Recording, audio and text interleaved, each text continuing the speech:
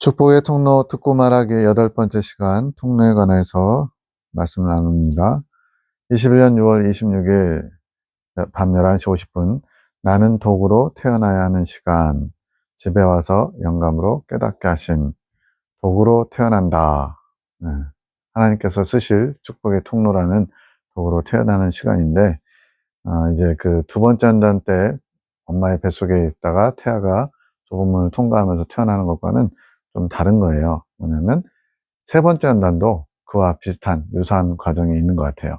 그래서 마치 우리가 데자뷰 현상이라고 그러죠. 어떤 거 예전에 경험했는데 또 다른 상황에서 또 언젠가 한번 경험한 것 같은데 이런 것처럼 두 번째 연단에 어머니의 뱃속에서 태어난 것처럼 도구로 새롭게 되는 그런 성경에도 예수님이 니고데모에게 거듭나야만 하나님 나라를 들어갈 수 있다고 한 것처럼 이렇게 거듭나는 것이 연단 과정 속에서 다시 새롭게 되는 과정으로 표현되고 있는 것 같아요.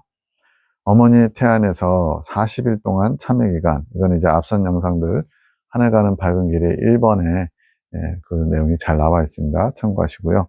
6월 10일부터인가요?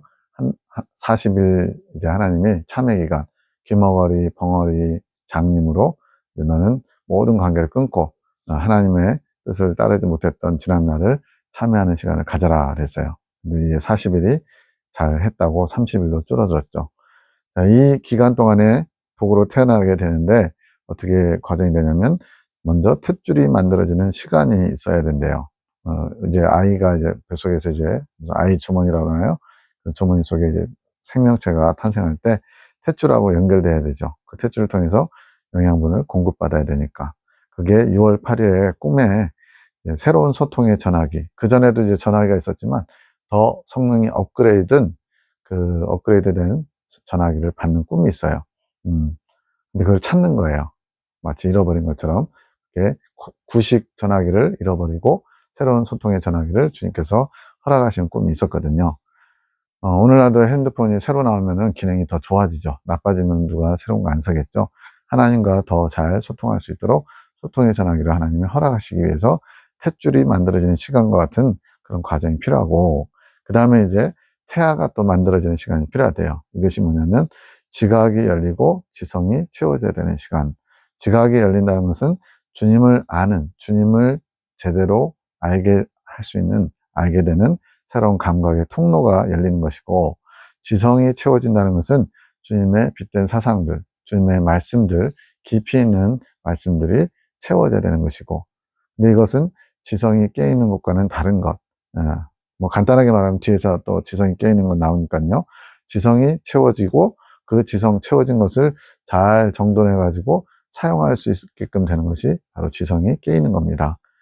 또 성장 과정으로 따지면 지성이 채워지는 것이 가나안 정탐 이후, 이제 지각이 열린다는 것이 이제 가나안 땅 정탐을 말하고요.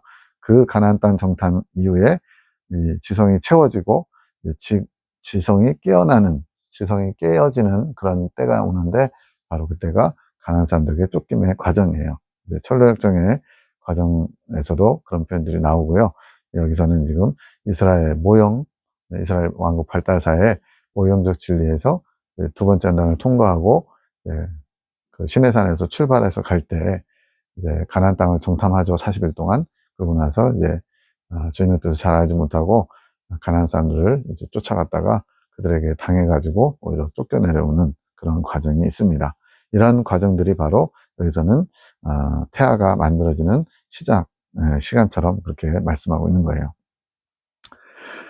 자, 지금 착각하시면 안 되는 게 두 번째 연단 통과하고서의 과정 가지고 세 번째 연단 안에 어머니의 태안에서 40일 동안 참여 기간을 통해서 탯줄과 태아가 만들어지는 시간을 설명하고 있는 거예요. 이거는 지금 세 번째 연단 과정 중에 송 원장님을 이끌어 가신 내용이지만 두 번째 연단 통과할 때 그 가지고 있던 경험들, 그런 것들이 다시 한번 이렇게 연결돼서 설명되고 있는 겁니다. 23년 8월 17일 밤 12시 25분 영적 오감이 다 열리는 것이 지각이 다 열린 것이고 다 열려야 채워질 수 있는데 그것이 지성을 채우게 되는 것. 열린 다음에 채워져야 이제 그것을 가지고 주님의 일을 사용할 수 있겠죠. 23년 6월 13일 육적 지혜는 감각의 발달로 이루어지는 것. 성장하면 성장할수록 이제 많은 것을 보고 듣고 경험하면서 이제 점점 지혜도 발달하겠죠. 세상 살아가는 데 필요한 지혜들이 생기겠죠. 자라고 키워지는 것. 마찬가지로 영적인 지혜 또한 자라고 키워지는 것. 그러니까 이제 지혜를 받았다고 해서 단번에 그 지혜가 큰 능력을 발휘할 수는 없죠. 믿음의 아들로 태어나 눈이 열리고 하나하나 영적인 감각이 열려가는 것. 두 번째 난 통과한 이후에 영적 감각이 점점 확장되어 간다는 거죠. 감각이 형성되는 시기를 거쳐서 나중에 결국 주님과 하나 되는 시점이 되는 것. 이제 이긴 자 이근 열매가 될 때 그렇게 된다는 거죠. 그래야 온전한 지혜가 임하는 것인데 이것을 큰 지혜, 성령이 충만해지는 것, 채워지는 것. 그래서 지혜는 작은 지혜가 있고요. 그다음에 큰 지혜가 있어요. 성막에서 율법 선포를 받으면서 작은 지혜를 받게 되고 나중에 고라의 패역, 아론의 쌍난지팡이 과정을 거치면서 큰 지혜를 받게 되는데 이 큰 지혜를 사용해서 큰 믿음을 취하게 됩니다. 이 부분은 좀 어려우니까 다른 내용들도 다 참고하셔야 돼요. 그 지혜가 자라가야 하는 것, 주님을 아는 것에서 자라가야 한다는 것. 그리스도를 아는 지식 가운데 자라가라. 바울도 말씀하죠. 예수님을 한 번 안다고 해서 다 안 게 아니라 그 지식도 성장해야 돼요. 그 지식과 지혜가 때려야 뗄 수 없는데 그것이 성장하면서 더 주님의 깊은 것까지 알아가게 됩니다. 21년 3월 23일 원장님에게 말씀합니다. 그 줄기 통로 같은 거죠. 따라오느라 더 깊이 열고 들어오느라. 통로를 열어줬다는 것은 통로를 활짝 열어놓은 것이 아니라 잠가놓은 것을 열어놓은 것. 어느 집, 큰 집에 들어갔는데 사람이 없다고 문을 잠궈놓으면 못 들어가잖아요.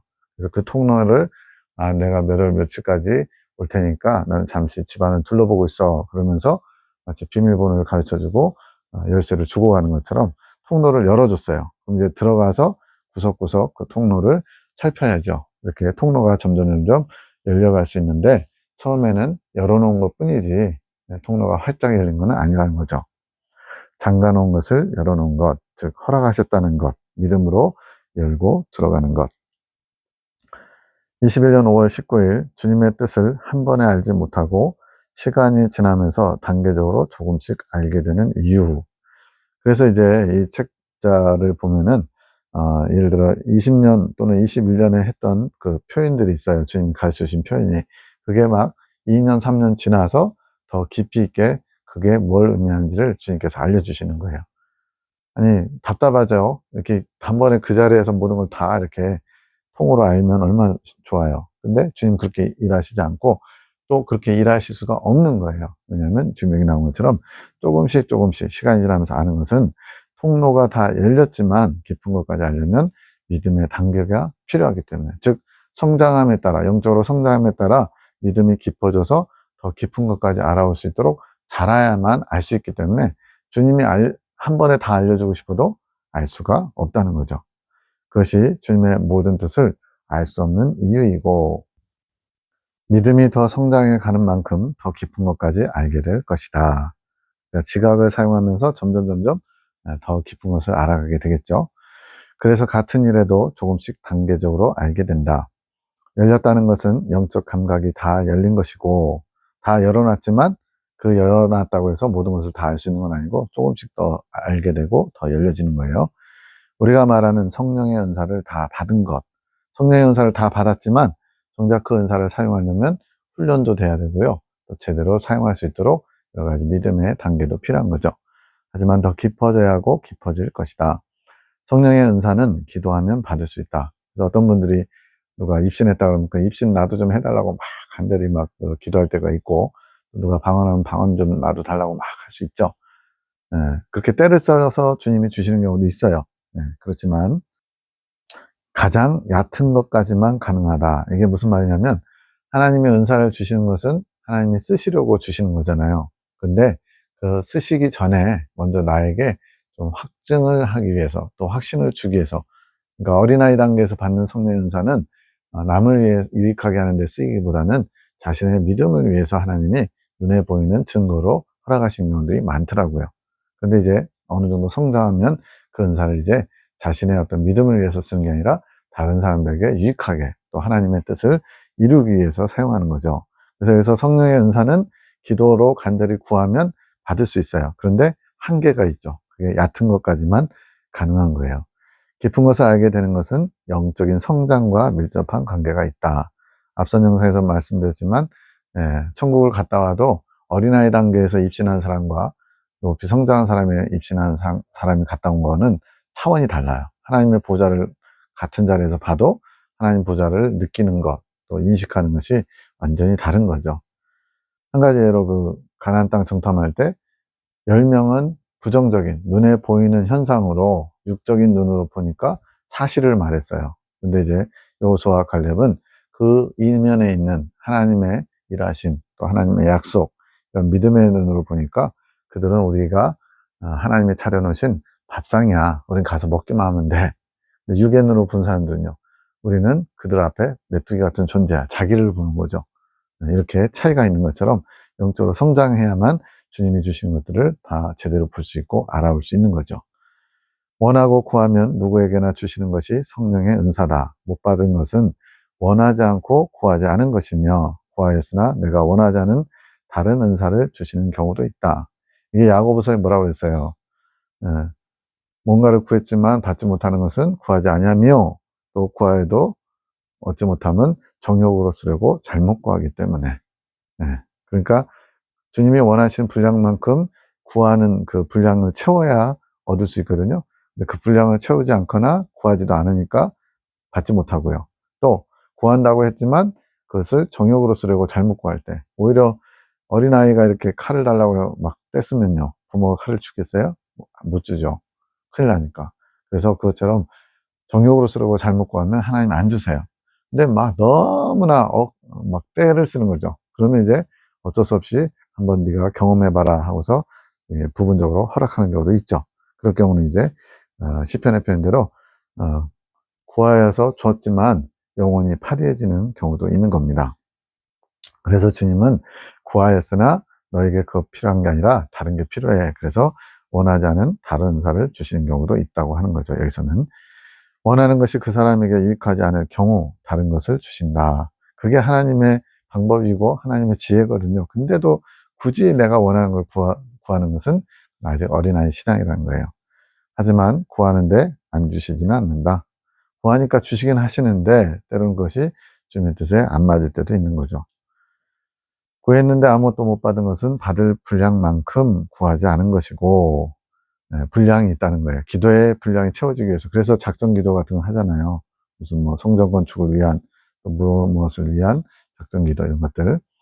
이것은 누구에게나 공평하다. 주님은 똑같이 사랑하시지만 우리가 주님을 사랑하는 만큼 사랑받는 것이기에 우리가 이 공평이라는 표현, 하나님은 누구나 사랑하십니다. 이렇게 하지만 성경에 보면 베드로, 야고보, 요한을 다른 9 제자보다 더 사랑한 것처럼 보이죠. 그건 뭐냐면 성경이 말하는 공평은 행한 대로 갚아주시는 게 공평이에요. 천국에 상급받는 원리가 그렇습니다. 어떻게 그 예수님 옆에서 아멘하고서 고백한 강도, 겨우겨우 구원만 받은 강도와 주님을 위해서 생애 거의 전부를 온통 쏟아부은 사도 바울과 같은 상을 받겠어요. 그럼 그건 공평하지 않은 거죠. 그래서 우리는 성경이 말하는 공평은 행한 대로 갚으시는 게 가장 공정한 공의죠. 그 공의가 이루어지는 것이 가장 공평하다는 것을 인정해야죠. 그래서 주님을 사랑하는 만큼 사랑받는 것이기 때문에 똑같이 사랑한다라고 표현할 수 있는 거예요. 근데 결과적으로 이제 똑같이 사랑하지 않는 것처럼 보이죠. 근데 그것은 내가 주님을 얼마나 사랑하느냐에 따라 달라지는 겁니다. 더 사랑받는 것처럼 보이기도 하고 덜 사랑받는 것처럼 보이는데 그것이 우리가 주님을 사랑하는 것에 비례하기 때문에 그래요. 주님의 사랑은 우리의 성장과 비례한다. 그래서 높이 성장하면 주님의 마음을 아는 자고 주님의 마음을 아는 자가 주님의 뜻을 더 많이 흡족하게 이루어질 수 있기 때문에 더 사랑받는 거죠. 우리의 성장보다 주님의 더 큰 사랑을 받으면 우리가 감당할 수 없다. 그래서 이제 마빈 포드 선교사님 예전에 쓴 책에 죽음 저편인가요? 거기에 보면은 1층천 성도나 2층천 성도가 하나님 보좌가 있는 3층천에 가려면 뭔가 특별한 것으로 가리고 가야 된대요. 왜냐하면 주님의 빛을 감당할 수 없기 때문에. 그러니까 우리도 그렇잖아요. 이제 어두컴컴한 데서 오랫동안 생활하다가 밖에 나와서 태양빛을 보면은 오히려 그 눈이 멀어버릴 수도 있고 그 감당을 못 하잖아요. 그거와 같은 원리죠. 그래서 주님의 더 큰 사랑 원하지만 내가 성장되지 않았으면 그것이 오히려 두려운 것이 되고 막 그런 게 되죠. 그게 가장 좋은 예가 구약에서 모세가 시내산에 올라가서 40일 동안 하나님과 대면하고 내려오니까 얼굴에서 광채가 나니까 사람들은 신기한데 두려운 거예요. 그래가지고는 막 얼굴을 가려달라고, 그래서 수건을 얼굴을 덮죠. 이것처럼 주님의 빛을 감당하지 못하기 때문에 주님은 더 큰 사랑, 더 큰 빛을 비춰주기 어려운 거예요. 우리가 감당할 수 있을 만큼 성장해야 그것이 가능합니다. 우리가 내어드린 자리만큼 주님의 빛이 임할 수 있는 원리다. 마찬가지로 우리 안에 주님의 빛을 채우려면, 지성을 채우려면 그만큼 자리를 만들어 드려야죠. 그러려면 비워야죠. 비운다는 것은 뭐예요? 나의 생각, 나의 감정, 나의 의지, 내 육적인 것들을 다 깨끗이 비워야, 그릇을 비워야 주님이 채워주실 수 있는 원리입니다. 마치 엘리야가 3년간 기근 가뭄이 들 때 사르밧 과부에게 찾아갔을 때 또 이렇게 그릇들을 준비하라고 그러잖아요. 그래가지고는 그 그릇에 기름을 채워주고 또 밀가루를 채워줄 때 그릇이 떨어지면 어떻게 돼요? 더 이상 받을 수가 없는 거예요. 그릇 다 가져왔냐고, 더 이상 없냐고. 그래서 그 기름이 그치잖아요. 이런 것처럼 받을 준비를 해야만, 비워서 준비가 되어야만 주님이 채워주실 수 있다는 거죠. 이 빛이 주님의 사랑이다. 주님이 더 많은 빛을 비추더라도 내가 내어드린 자리 외에는 채워질 공간이 없는 것으로 이해하면 된다. 그러니까 주님 탓할 필요가 없어요. 왜 주님 나한테는 이렇게 안 주시냐고, 왜 저 사람만 더 사랑하냐고, 왜 송 원장님만 여러 가지 특별한 은총을 받냐고. 은총 받을 만한 것이 있었기 때문에 받는 거죠. 그러면 그것이 시기난다면, 바울의 표현대로 이스라엘 백성들이 이방인 구원에 시기나기까지 질투하도록 하나님이 이끄시는 방법이 있다면 우리도 그 시기난 만큼 원망하고 탓하는 것이 아니라 주님께 사랑받을 만한 준비를 하면 되죠. 21년 6월 4일 꿈 계시 박 집사님이 해석합니다. 내 기준에 은사와 은사가 아닌 것의 차이에 대해 알려주겠노라. 좀 많이 어렵습니다. 그러나 잘 들으시면 쉽게 이해가 됩니다. 너희 기준에서 보면 너희가 다 하는 일들이 은사처럼 보이지. 은사는 성령의 나타나심이고 하나님의 선물이죠. 하나님의 주신 은사, 방언, 통변, 환상, 계시, 여러 가지 것들, 가르치는 능력, 이런 것들 다 은사처럼 보이는데 은사가 아닌 것도 있다는 거예요. 가장 중요한 차이점은 뭐냐? 은사는 하나님의 일을 하기 위해서 능력을 주신 거지만 본인이 조금 주체성을 갖고 있는 거예요. 그래서 본인이 은사를, 예를 들어 어떤 사람이 병 고치는 은사를 받았으면 어떤 사람이 병 낫기를 원할 때 그 병 고치는 은사를 은사자가 시행할 수 있죠.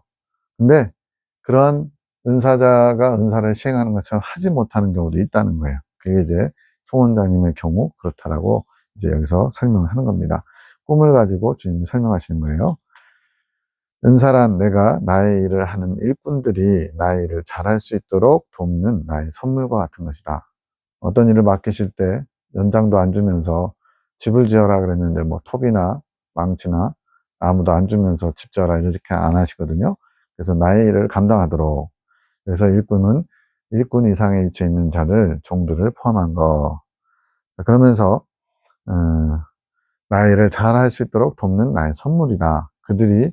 그들의 사역의 도구니라. 그러나 희주에게 말한 대로 그녀가 가진 것, 지금 송 원장님이 가진 것은 은사가 아니래요.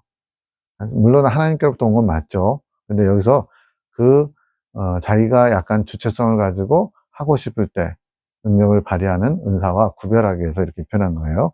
그녀가 가진 것이 은사가 아닌 것은 그녀는 그 은사에 대해 주체성이 없다. 주체성이라는 거는 주도권이 없다는 거죠. 내가 능력을 나타내고 싶을 때 능력을 나타낼 수 있는 게 아니라 주님이 허락하셔야만 할 수 있는 거. 어떻게 보면 이제 통제가 되는 거죠. 주님께. 어떻게 보면 이게 좀 답답할 수도 있어요. 내가 하고 싶을 때 못한다는 것은. 근데 이것이 안전장치이기도 하고 또 주님의 특별한 사랑이기도 합니다. 내가 전적으로 입혀줘야 드러나는 것이다. 전적으로 주님께서 사용하도록 허락하시고 또 이끌어줘야만, 또 나타내 주셔야만 발휘될 수 있는 거라는 거예요. 모든 은사가 주님께서 전적으로 입혀줘야 드러나는 것 아닌가요? 주님께서 다 하시는 거잖아요. 이거죠. 아니다. 그 부분에서는 약간의 차이가 있노라. 내가 가진 은사는 꿈의 해석인데 박민사님은 꿈의 계시를 꿈도 많이 꾸고 또 꿈을 해석하면 주님이 주시는 지혜를 가지고 기가 막히게 이게 이런 내용이었어 라고 할 정도로 굉장히 깊은 것을 나타냅니다. 이것은 내가 나에게서 능력을 끌어가는 것이다. 그래서 끌어가는 것을 예로 든 게 뭐냐면 혈루증 여인, 12해를 혈루증 앓던 여인이 예수님께서 허락하신 건 아닌데 간절한 마음으로 예수님의 옷자락에다 손을 댔더니 그 능력이 예수님에서 나가죠. 그래서 예수님이 누가 내게 손을 댔느냐, 나에게서 능력이 나갔다. 그러면서 이제 찾으시죠. 이것처럼 주님께서 원하신 게 아닌데 혈루증 여인의 간절한 소망과 바람으로 예수님의 능력을 끌어다가 쓴 거예요. 그것과 같은 이치다. 그녀가 은사를 입은 것은 아니지만 그렇게 내가 허락을 드러내지 않아도 주님께서 허락하노라, 내가 주노라 이렇게 하지 않았어도 나의 능력을 끌어가는 경우가 있다. 즉 그 은사를 사용하는 주체성을 어느 정도 갖고 있는 거죠. 그것을 나타내기 위해 드는 예다. 은사가 그런 것이다. 내가 은사를 허락하기로 결정한 사람에게 능력을 입혀준다. 은사도 하나님 주신 건 맞아요. 근데 그 은사를 사용할 것이냐 말 것이냐 이거에 대한 약간의 주도권, 주체성을 그 사람에게 정당성을 부여해 주는 거예요. 그 입혀줌은 그가 가진 은사와 관련하여 여기 이제 그 주님께서 그런 주도권을 주신 것을 뭐라고 표현하고 있냐면 나를 사용할 수 있는 프리패스권을 가진 것과 같다. 프리패스란 건 뭐예요? 유럽에 가면 이제 그 나라들이 전부 다 이제 유럽연합으로 통합돼 있으니까 그 전철표 하나 가지고 다른 나라까지 갈 수 있어요. 우리나라에서는 상상도 할 수 없죠. 그런 것처럼 그 프리패스권은 그 하나만 있으면 어디든지 프리패스, 자유롭게 통과할 수 있는 것처럼 은사를 사용하고 싶을 때 주님의 어떤 뜻, 또 주님의 이끄심보다는 자기의 어떤 주도권, 주체성이 좀 더 많이 반영될 수 있다는 거예요. 일반적으로 은사가 그렇다는 거죠. 내가 미래 일까지 능력 행함을 확정하고 앞으로 될 일까지 하나님께서 능력을 나타내실 것이 이미 예정된 거예요. 그러면서 그에게 내 능력의 사용 권한을 부여해 준 것과 같다. 그러니까 아직 하지는 않았지만 언제든지 사용할 수 있는, 우리로 말하면 이제 한 달간 그 지하철, 예전에 제가 서울 근처에 살 때, 부천에 살 때, 한 달짜리 이렇게 표가 있었거든요. 마음껏 탈 수 있는. 지금은 어떤지 모르겠어요. 그런 것처럼 미래 아직 타지도 않았지만 한 달 동안은 뭐 수십 번이 됐든 수백 번이 됐든 지하철 필요하면 탈 수 있도록 한 달 이용권을 준 것 같은 거죠. 봉식이, 영진이, 너, 에녹이. 봉식 집사님은 치유의 은사, 영진 집사님은 축사의 은사, 박민희 집사님은 꿈의 계시, 에녹 자매는 환상 계시. 물론 그것만 있는 건 아니에요. 그러나 주된 은사가 그렇다는 거죠. 너희들이 각자 가진 것은 은사다. 나의 능력 행함에 대한 확정을 받은 거, 내 능력을 행할 수 있도록 하나님이 마치 그 도장을 꽝 찍어준 거죠. 출납 도장을. 언제든지 사용해도 좋다, 이런 거죠. 그가 발휘할 기회에 이제 병자가 나타난다든가 기도 대상이 나타났을 때 자동적으로 나오는 것이 그 은사다. 에녹과 너희 것은 환상과 꿈의 계시를 해석하는 것은 거의 너희 기준에서 보면 은사와 흡사하다. 너희 기준에서는 은사다. 왜 자꾸 너희 기준이라고 표현했냐면 하나님은 이 은사와는 좀 다른 차원으로 주신 거예요. 근데 우리가 이해하기에는 은사처럼 보인다는 거죠. 너희 둘은 너희 은사 기준에 부합한다. 그러나 나의 기준에서는, 근데 나의 관점에서는 조금 차이가 있다. 은사와 은사가 아닌 나의 능력이 나타나는 것의 경계. 아까 말씀드렸죠. 그 은사를 발휘할 수 있는 주체권이 나에게 다 부여된 것이 은사예요. 그리고 전혀 부여되지 않은 것이 은사가 아닌 거예요.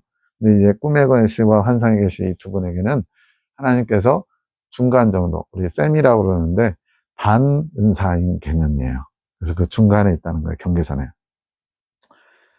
희주는 나의 전적인 능력 행함의 권한에 있다. 이거 뭐냐면 주님께서 원하실 때만 사용하도록 하신다는 거예요. 통제권이 주님께 있어요. 그는 은사처럼 모든 능력 행함에 프리패스권을 받지 못했다. 이것만 보면은 뭔가 좀 덜 이렇게 쓰임받는, 또는 뭐 자유권이 없으니까 뭐 이렇게 좀 통제받는 것처럼 별로 안 좋은 것 같죠. 근데 이게 안전장치래요. 왜냐면 워낙 하나님이 큰 것을 사용하시려고, 크게 사용하시려고 하나님의 통제권을 허락지 않으신 거죠. 그녀는 내가 허락한 것만 할 수 있다. 그래서 안전장치인 겁니다.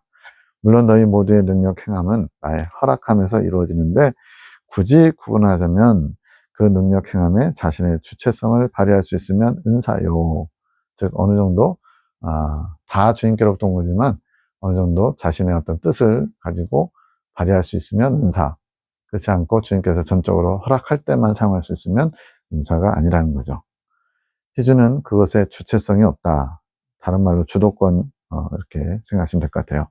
그녀가 자신의 마음대로 그것을 발휘할 수 없다는 것이지 자신이 원한다고 해서 그 능력이 나오는 게 아니라는 것이다.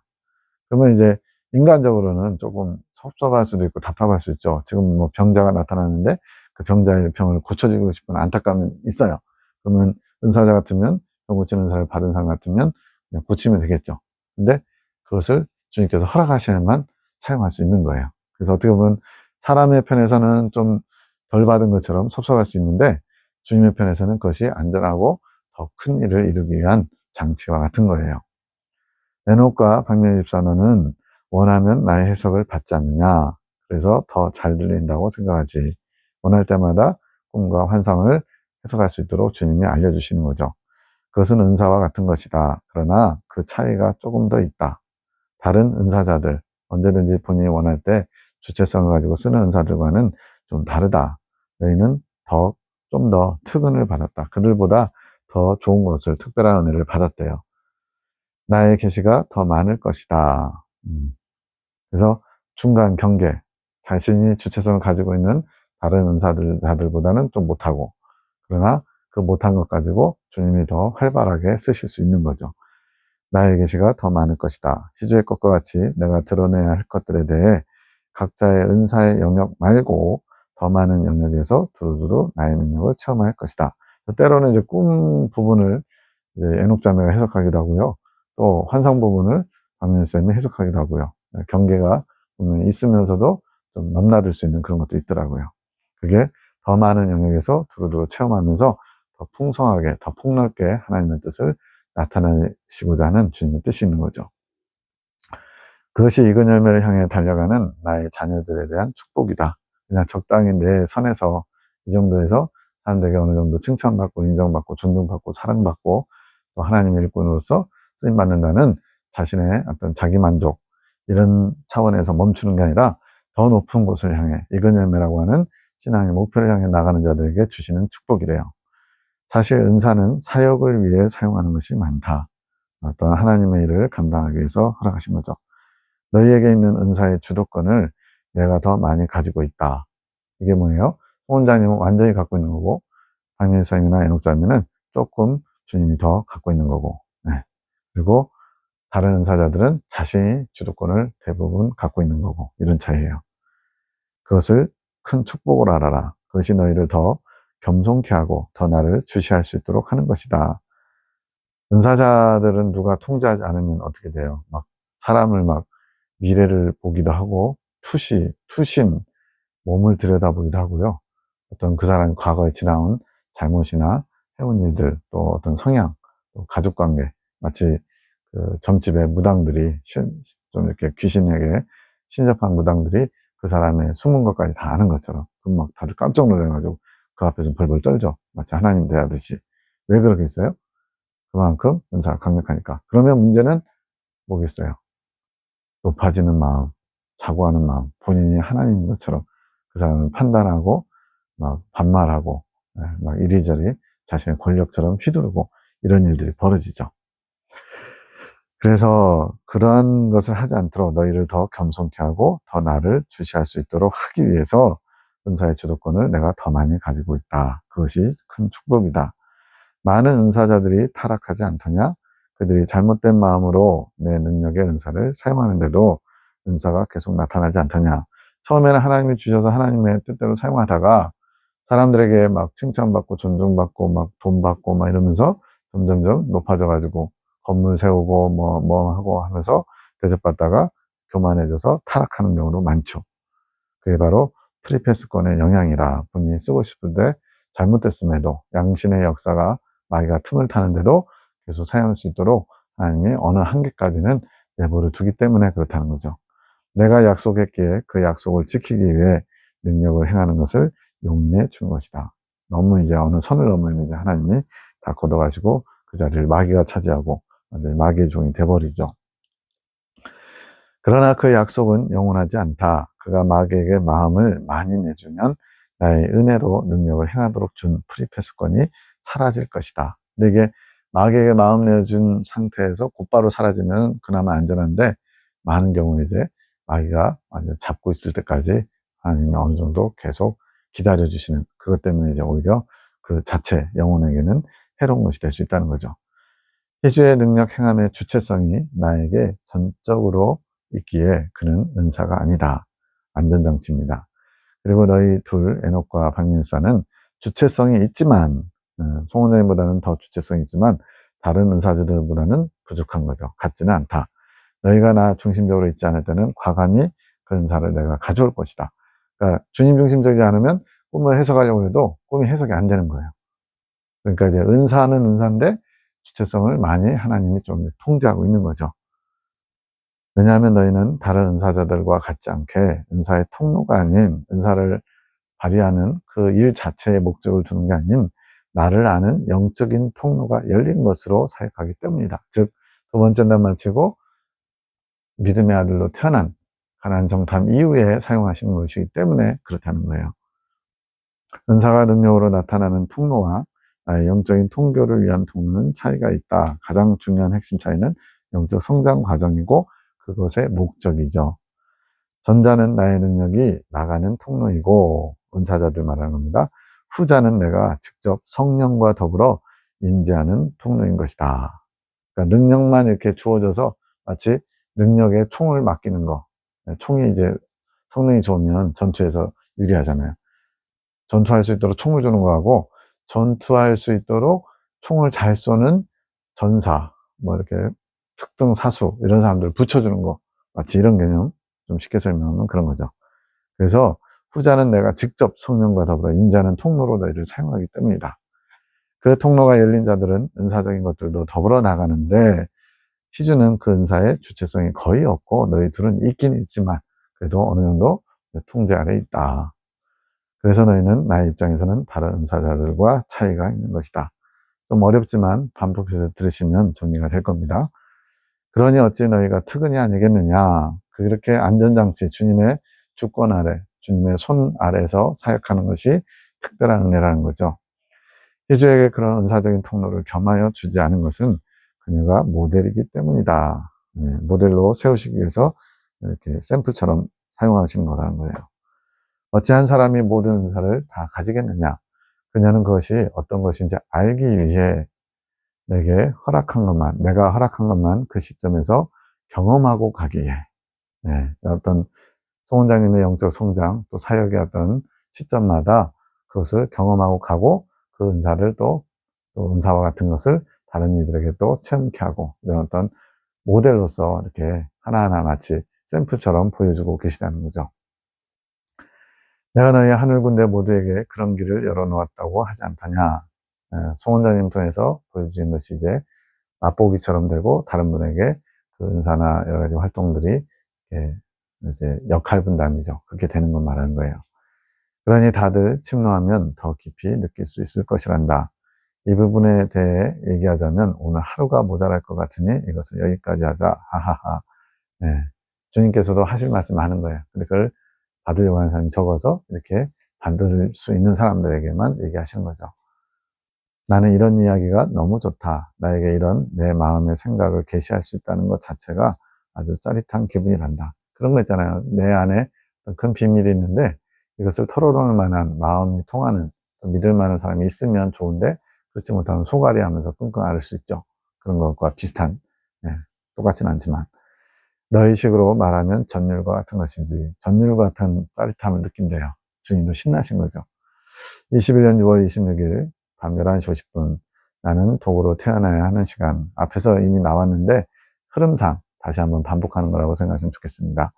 집에 와서 영감을 깨닫게 하신 이제 세 번째 한다는 과정 중에 이제 음년 심판에 이르기까지의 과정을 40일간 침묵 기간으로 이제 어머니 뱃속에서 태아가 만들어지는 것처럼 새롭게 하시는 새로 거듭남의 과정을 세 번째 연단에서 다시 한번 경험하는 거예요. 두 번째 연단이 이제 그렇게 또 태아가 자라는 것과 같은 원리인데, 세 번째 연단은 사역을 위해서 준비되는 과정입니다. 두 번째 연단은 자신을 위한 것이라면, 세 번째 연단은 이제 하나님의 도구로서 새롭게 태어나는 시간이 필요한 거죠.